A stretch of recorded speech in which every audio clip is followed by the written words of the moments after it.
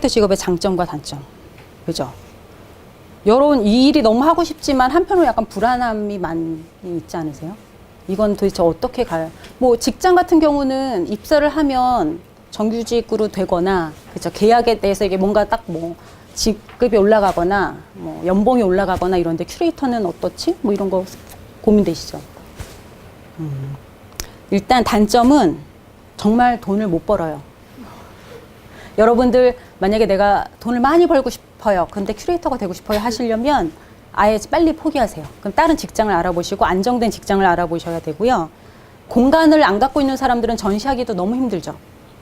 내가 공간을 섭외해야 되고 내 돈 들여서 2~3천만 원 들여서 전시 기획할 사람 있으세요? 그러니까 기금도 받아야 되죠. 그러니까 여러 가지 일들이 많은데 그럼에도 불구하고 장점은 늘 새로운 생각을 할 수 있다는 것, 그리고 많은 작가들 만나는 게 전 너무너무 좋거든요.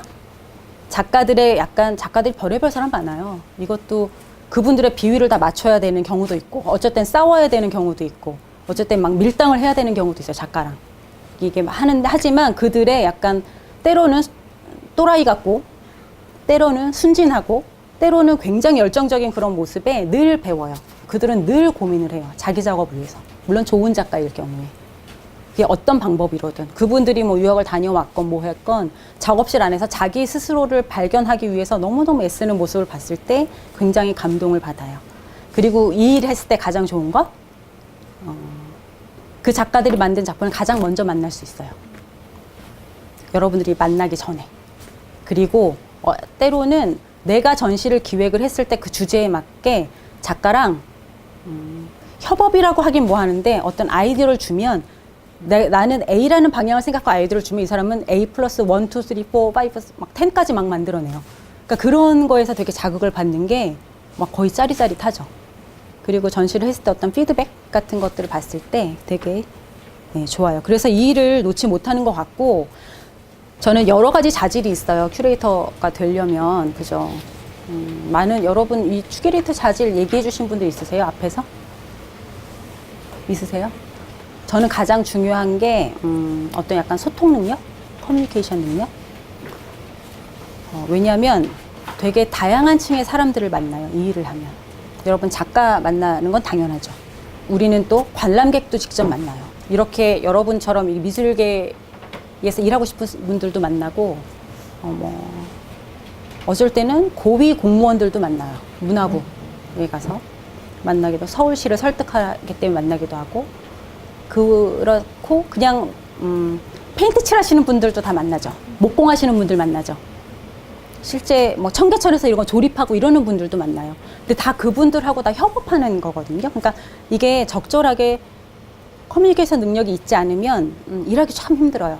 그러니까 그렇게 한번 인연을 맺어두면 저희도 이제 한 번 또 의리가 있으니까 잘해주고 이걸 다 이게 호흡이 맞는 분들이 있으면 내가 이 전시를 한다면 그분들이 딱 도와주는 팀이 되거든요. 그러니까 그렇게 사람들과의 어떤 교감이거나 아니면 되게 친화력 이런 거 굉장히 필요하고, 그러기 위해서는 굉장히 윤리적으로 떳떳하고 도덕적이어야 되는 게 맞아요. 윤리의식 굉장히 중요한 것 같아요. 뭐 다른 거는 여러 가지 많겠죠. 뭐 영어도 잘해야 되고 뭐 미술사에 대한 뭐 이런 것도 많으니까 그거는 이제 기본적으로 다 가지고 있되, 기본적으로 사람이 굉장히 윤리적이고 도덕적인 사람이 가장 잘 오래 할 수 있는 일인 것 같아요. 제가 여기 있으면서 미술관에서 전시를 기획하기 전에 하는 것이 제가 좋다고 전시를 할 수는 없어요. 왜냐하면 미술관의 성격이 있기 때문에. 그죠? 뭐 미술관의 성격이 곧 큐레이터의 성격이기도 해요. 그 기관에 있는. 그 다음에 내가 설정한 주제가 어떤 의미가 있는지, 그냥 내가 재밌어서 해오는 말이 안 되는 것 같아요. 그래서 다른 메시지를 줄 수 있는지, 어떤 반향을 일으킬 수 있는지, 그래서 관객이든 미술계 전문가든 언론이든 이들을 설득할 수 있는지, 이런 그만한 가치가 있는지, 어떻게 말을 걸 건지, 뭘 실험하고 있는지, 이런 것들을 늘 고민을 하고요.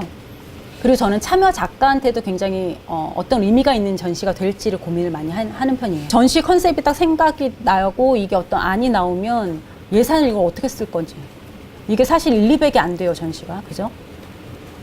보통 적게는 1,500, 2,000, 뭐 3, 4천, 5천은 쉽게 넘죠. 외국 전시 한 번 할 때는 한 7, 8천 들어요, 최소. 제작을 여기서 다 하는 경우가 있고, 뭐 운송을 하는 경우도 있고. 그 내가 하는 전시가 어떤 관람객층을 대상으로 할 건지 타겟이 정확하게 서야지 그 타겟에 맞춰서 홍보 전략을 세울 수 있고, 그죠? 그런 고민들을 하고 있습니다.